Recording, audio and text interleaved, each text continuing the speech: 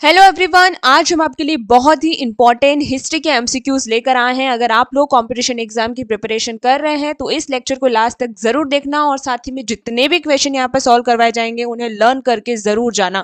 शुरू करते हैं। शुरू करने से पहले अगर आप लोग ने हमारे चैनल को सब्सक्राइब नहीं किया, वीडियो को लाइक नहीं किया और वीडियो को शेयर नहीं किया तो प्लीज अभी कर लीजिए। क्वेश्चन फर्स्ट आपका है, पृथ्वी पर मौजूद किस प्राचीन जीव को जीवित जीवाश्म यानी लिविंग फोसिल कहा जाता है जिसने डायनासोर के युग को भी पार कर लिया है? ऑप्शन ए है शार्क मछली, ऑप्शन बी घोड़े की नाल केकड़ा, ऑप्शन सी है मगरमच्छ और ऑप्शन डी है केचुआ। अगर आप लोगों को क्वेश्चंस के आंसर आते हो तो कमेंट सेक्शन में option A B C D कौन सा राइट है ये लिखकर जरूर भेजना। साथ ही में लास्ट में ये बताना कि आपने कितने एमसीक्यू के आज सही आंसर दिए हैं। तो यहाँ पर आपका ऑप्शन बी घोड़े की नाल केकड़ा सही हो जाता है, यानी पृथ्वी पर मौजूद घोड़े की नाल एक ऐसा जीव जीवाश्म यानी लिविंग फॉसिल है जिसने डायनासोर के युग को भी पार कर लिया है। नेक्स्ट क्वेश्चन है, वह कौन सा रहस्यमय अंधा क्षेत्र है?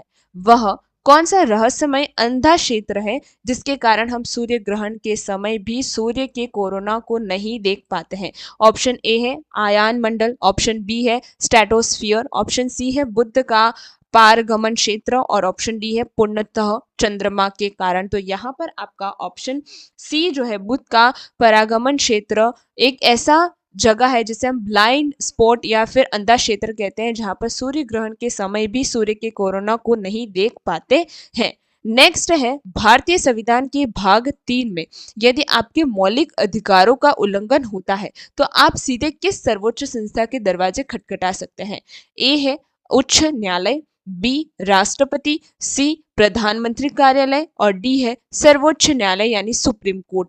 तो यहाँ पर आपका ऑप्शन डी जो है सर्वोच्च न्यायालय सुप्रीम कोर्ट सही हो जाता है। भारतीय संविधान के भाग 3 में यदि आपके मौलिक अधिकारों का उल्लंघन होता है तो आप सीधे सर्वोच्च न्यायालय यानी सुप्रीम कोर्ट के दरवाजे खटखटा सकते हैं। अगला प्रश्न है, ताजमहल किस प्रसिद्ध नदी के तट पर स्थित है जिसके बिना इसका निर्माण असंभव था?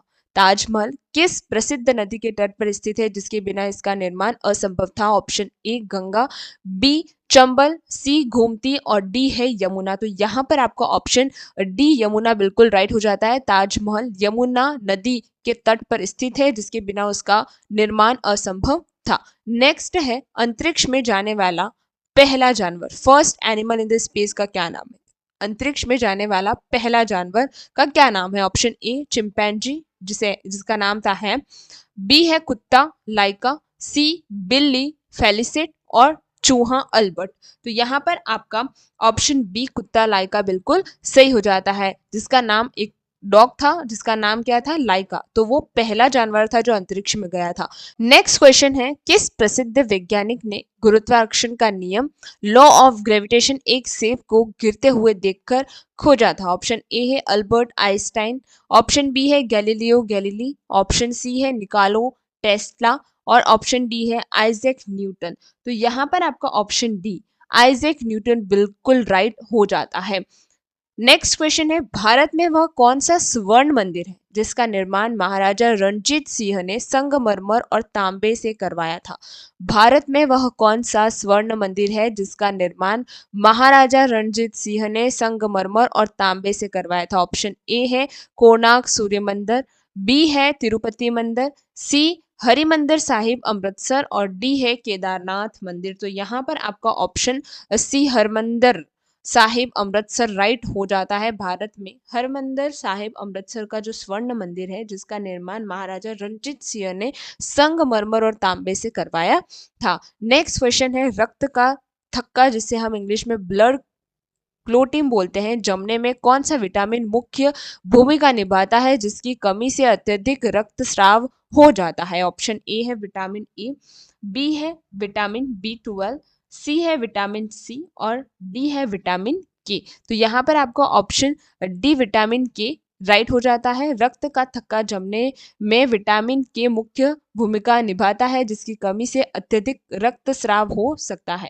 नेक्स्ट है, 1857 के विद्रोह के समय भारत का ब्रिटिश गवर्नर जनरल कौन था जिसके रहते यह महान क्रांति हुई थी? ऑप्शन ए है Lord Dalhousie, B Lord Ripon, C Lord Wellesley और डी है लॉर्ड कैनिंग। तो यहाँ पर option D Lord Canning right हो जाता है। 1857 के विद्रोह के समय भारत का British governor general Lord Canning था, जिसके रहते यह महान क्रांति हुई थी। नेक्स्ट है, वह कौन सी भारतीय नदी है जिसे वृद्ध गंगा, ओल्ड गंगा से नाम से भी जाना जाता है, जो प्रायद्वीप भारत की सबसे लंबी नदी है? ए है कृष्णा, बी है कावेरी, सी है महानदी और डी है गोदावरी। तो यहाँ पर ऑप्शन डी गोदावरी राइट हो जाता है। गोदावरी एक भारतीय नदी है जिसे वृद्ध गंगा यानी ओल्ड गंगा के नाम से भी जाना जाता है, जो प्रायद्वीप भारत की सबसे लंबी नदी है। अगला प्रश्न है, भारत का नेपोलियन किसे कहा जाता है जिसने अपनी जीवन काल में कोई भी युद्ध नहीं हारा? भारत का नेपोलियन किसे कहा जाता है जिसने अपने जीवन में कोई भी युद्ध नहीं हारा? तो यहाँ पर आपका option A Chandragupta Maurya, B Ashok Mohan, option C Samudragupta और डी है हर्षवर्धन। तो यहाँ ऑप्शन सी समुद्रगुप्त सही हो जाता है। भारत का नेपोलियन समुद्रगुप्त को कहा जाता है जिसने अपने जीवन काल में कोई भी युद्ध नहीं हारा था। अगला प्रश्न है, दुनिया की सबसे गहरी खाई डीपेस्ट ट्रेंच चैलेंजर डीप किस महासागर में स्थित है? दुनिया की सबसे गहरी खाई डीपेस्ट ट्रेंच चैलेंजर डीप जिसे बोलते हैं, किस महासागर में स्थित है? ऑप्शन ए है अटलांटिक महासागर, बी हिंद महासागर, सी आर्कटिक महासागर और डी है प्रशांत महासागर। तो यहाँ पर आपको ऑप्शन डी प्रशांत महासागर बिल्कुल सही हो जाता है। नेक्स्ट है, दिल्ली चलो का ऐतिहासिक नारा किस नेता ने सिंगापुर से दिया था? दिल्ली चलो का ऐतिहासिक नारा किस नेता ने सिंगापुर से दिया था? Option A Mahatma Gandhi, B Jawaharlal Nehru, C Subhash Chandra Bose और डी है सरदार पटेल। तो यहाँ पर आपका ऑप्शन सी सुभाष चंद्र बोस सही हो जाता है। दिल्ली चलो का ऐतिहासिक नारा सुभाष चंद्र बोस ने सिंगापुर से दिया था। अगला प्रश्न है, रेड क्रॉस के संस्थापक थे जिन्हें दुनिया का पहला नोबेल शांति पुरस्कार मिला था? रेड क्रॉस के संस्थापक कौन थे जिन्हें दुनिया का पहला नोबेल शांति पुरस्कार मिला? ए फेडरिक पासी, बी हेनरी डूनेट, सी एमी डुकामेन, ऑप्शन डी है लेसी डूनेट। तो यहाँ पर आपका ऑप्शन बी हेनरी डूनेट राइट हो जाता है। रेड क्रॉस के संस्थापक हेनरी डूनेट थे जिन्हें दुनिया का पहला नोबेल शांति पुरस्कार मिला था। आज का आखिरी प्रश्न हमारा ये है, स्वर्ण मंदिर जिसे हम गोल्डन टेम्पल बोलते हैं किस सिख गुरु ने बनवाया था? ए है गुरु नानक देव, बी गोविंद सिंह, सी गुरु अर्जन देव और डी है गुरु रामदास। तो यहाँ ऑप्शन सी गुरु अर्जन दास बिल्कुल सही हो जाता है। स्वर्ण मंदिर के कौन से यानी जो गुरु अर्जन देव थे जो कि सिख गुरु थे उन्होंने बनवाया था। आज के लिए इतना ही। अगले लेक्चर में हम और भी ज़्यादा महत्वपूर्ण एमसीक्यू लर्न करेंगे। उसके लिए आपको हमारे चैनल को भी सब्सक्राइब करना पड़ेगा, साथ ही में एक लाइक शेयर सब्सक्राइब ज़रूर कर देना।